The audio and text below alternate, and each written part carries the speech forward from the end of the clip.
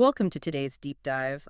We are looking at a spec sheet from HDTVSupply for the Draper 254267 profile plus fixed frame screen. It's a massive 193-inch diagonal display. Right, which is, 94.5 by 168 inches.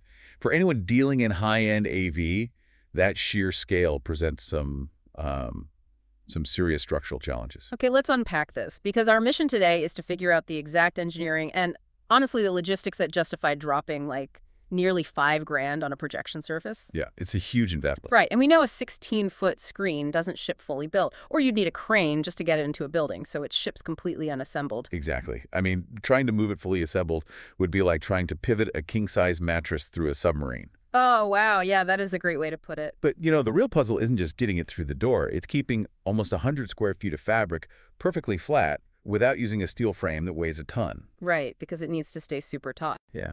What's fascinating here is the tensioning mechanism they use to solve that.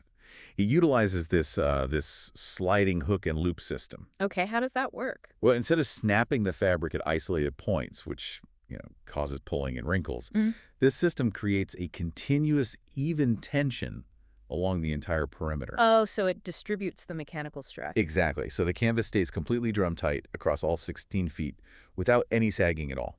Which lets the framing stay surprisingly light and thin, too, because the whole thing sits less than 2 inches off the wall. Right. They achieve that using extruded aluminum baffles. Wait, extruded baffles, what does that mean? Basically, they've shaped the aluminum with these internal ridges that maximize structural rigidity while keeping the physical profile incredibly slim. Oh, okay. That makes sense. And that slim profile is what allows for their zero-edge design. The baffles support the fabric right to the boundary, making the hardware just virtually disappear. So you get what they call a mullion-less display. Yeah, meaning you can tile multiple screens side by side with zero physical gap between them. Here's where it gets really interesting, though, because they also offer a 5/8-inch bezel option. And I kind of have to push back on that. Oh, really? Why is that? Well, if the whole point of this engineering is to create this, seamless floating illusion, doesn't slapping a visible border on it just completely defeat the purpose? It sounds totally counterintuitive, I know. But it's actually an optical trick.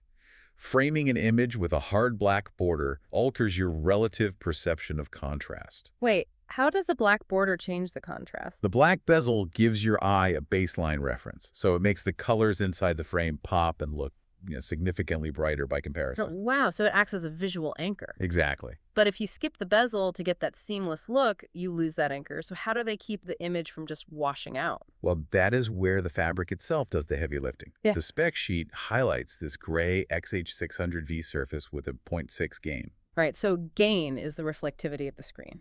A standard white screen is 1.0, right? Right. Meaning it bounces back all the light it gets. Yeah, which is terrible for contrast in a bright room.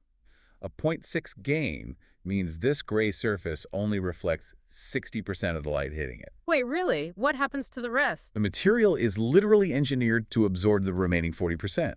By eating up that stray ambient light in the room, it prevents the darker parts of the image from turning milky. Oh, so it forces the blacks to stay deep. Exactly. And they also offer optional LED bias backlighting to help with that, don't they? Like you throw a soft glow of light behind the screen. Yeah, which naturally tricks your pupils into closing just a tiny bit. Right. And that actually makes the dark areas on the screen appear even darker to your brain. Huh? That is so clever. So who is actually buying this hardware? If we connect this to the bigger picture, solving that ambient light problem completely shifts where this hardware can go. At a discounted price of like $4,877, this isn't just for a billionaire's pitch black basement theater anymore. Right.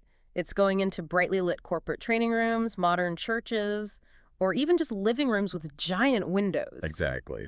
For you listening, whether you're managing AV for an office or upgrading a home setup, the takeaway is that massive scale no longer requires a massive construction crew. You just don't need heavy infrastructure when the framing is this modular and the optics handle the room's lighting for you. Yeah, you're getting commercial-grade engineering in boxes you can literally carry up an elevator. So what does this all mean?